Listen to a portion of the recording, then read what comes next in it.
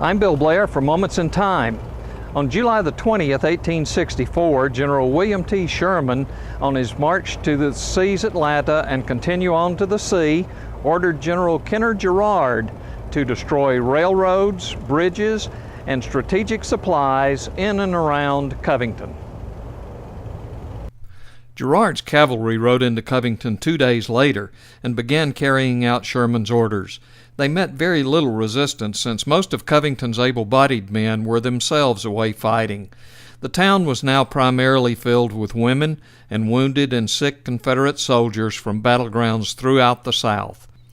Peggy Lamberson wrote in her book, Main Street, Covington, as the raiders entered Covington, they encountered a bizarre and futile defense in the form of one Presley Jones, an elderly, quiet man, unquote. Jones was a farmer and lived on what is now Washington Street, up the little hill past Dried Indian Creek. He had 7 young'uns and had sworn to kill the first Yankee that approached his home. When Jones heard that Union soldiers were in town, he loaded his squirrel rifle, headed downtown to the square, and took a stand in front of the courthouse. He had only been there a short time when a Union soldier came by with a group of captured convalescents from a local hospital. Presley Jones shot the Yank dead. Jones reloaded, moved to another street, and before long brought down his second target, who was also escorting a squad of prisoners. Reloading for a third time, Jones found another platoon of Union cavalry.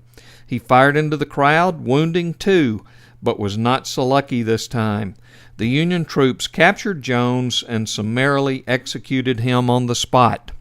In the report on his Covington campaign to General Sherman, Girard would mention that he lost only 2 men, but he would not describe the circumstances. So in 3 days, General Kenner Girard had marched his cavalry division over 90 miles, destroyed 3 road bridges and railroad bridges over the Yellow and Alcovy rivers, captured 3 trains, destroyed over 6 miles of track, burned the Social Circle and Covington depots, and in Covington burned 2,000 bales of cotton, large quantities of Army supplies, and the new hospital facilities which had just been built to handle 10,000 soldiers. Girard's raid had effectively cut off all communication between Atlanta and Augusta and destroyed any hope that the Confederate Army defending Atlanta might receive supplies or reinforcements from the Eastern Confederacy. Girard began the account of his raid to General Sherman by saying, "General, I have the honor to report that your instructions have been carried out." That was July the 24th, 1864. Today, a Newton County moment in time.